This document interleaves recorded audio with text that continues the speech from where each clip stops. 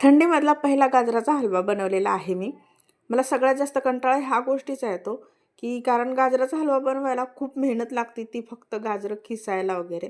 तरी ह्याचाच कंटाळा येतो मला. पण काय करणार, जर खायला आवडलं तर करायला पण लागेलच. म्हणून सगळे गाजर किसून घेतले आणि एका कढईमध्ये तूप टाकून गाजरं परतून घेतले. तोपर्यंत दुसऱ्या साईडला मी दूध गरम करायला ठेवलं होतं आणि हे फुल फॅट दूध आहे, म्हणजे फुल क्रीमी दूध आहे आणि ते दूध मी टाकून घेतलं.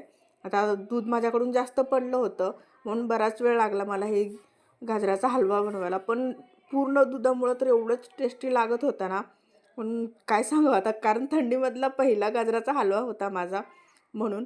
आणि थोडंसं दूध कमी झालं, म्हणजे आटलं दूध, की मी त्यामध्ये साखर टाकून घेतली. आता साखर मी कमीच टाकले.